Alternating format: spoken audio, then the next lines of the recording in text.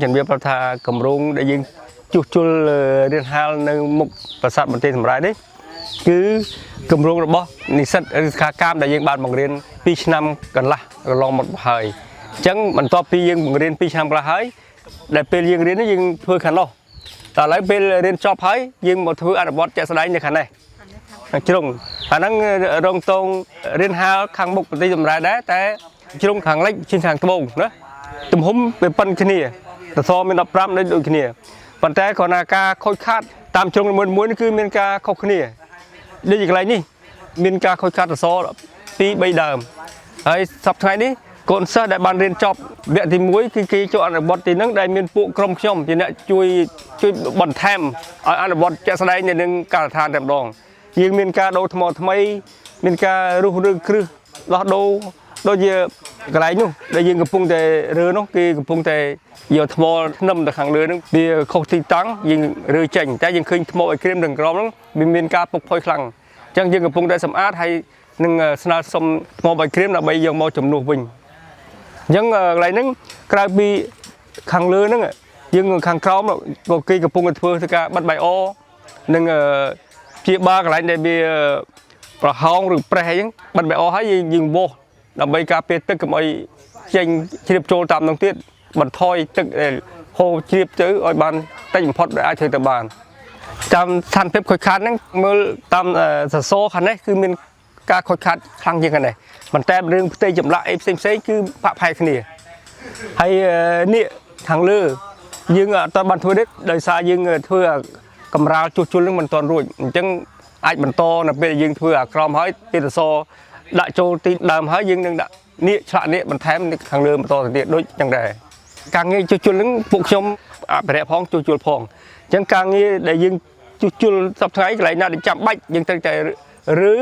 សាវាគ្រាកវាមិនត្រូវទីតាំងដើមយើងត្រូវរើចេញហើយពេលនោះយើងត្រូវកាយអាដីស្អុយដីក្រមនឹងចេញឬក៏ថ្មដែលបែកចេញតបនឹងចេញដើម្បីយើង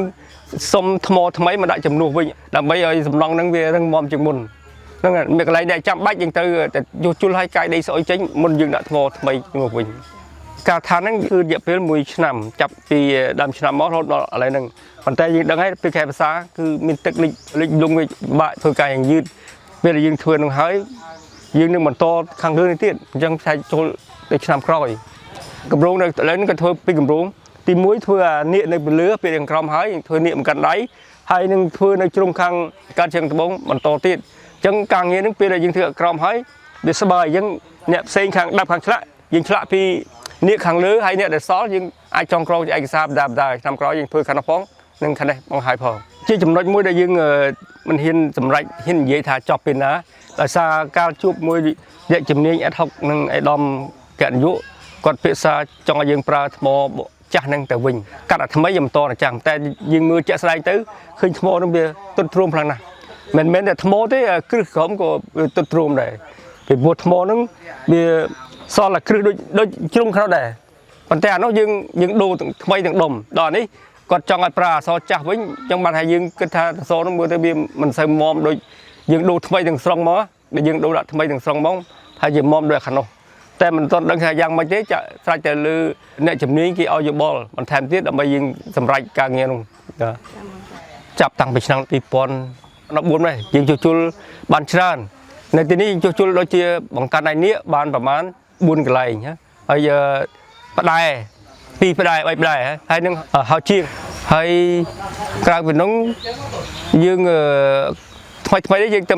ជួសជុលនឹងច្រាលហើយនឹងតចម្រឹងមួយអួចដែលវាបាក់រលំទៅយើងអាចរកឃើញយើងតដាក់ទៅវិញហើយនឹងរងអញ្ចឹងជា5 6 7កន្លែងហើយនៅដេនរ៉ៃនេះមានបង្កើតឯនេះផ្ដែហើយជាងមឈូសនាងច្រាលហើយនឹងបង្អួចរងបង្អួចបាទកម្ពស់វាបើយើងបោះសសរវា1.50 ម៉ែត្រជាងអញ្ចឹងបែរ2 ម៉ែត្រទេក្រុមគ្រូនេះហើយ2 ម៉ែត្រទេហើយសសរហ្នឹងមាន14សសរមួយខាងយើងរាប់មើលបាន14មួយជ្រុងណាបាទកម្រាលថ្មភក់ថ្មីដែលយើងយកមកប្រើយើងបានជួសជុលហើយនៅជ្រុងខាងកើតជាខាងដងបាទតែនៅទីនេះគេណាយើងសសរមិនទាន់បានដាក់ចូលកន្លែងវិញយើងមិនអាចធ្វើបានទេអញ្ចឹងខ្ញុំជួសជុលឲ្យសិក្សាអំពីរចនាសម្ព័ន្ធនៃថ្មអុយក្រៀមនឹងក្រមវាតាក់គ្នាយ៉ាងម៉េចប៉ុណ្ណាហើយដើម្បីសម្រេចថាយើងគួរតែ ប្រើថ្មប៉ុណ្ណា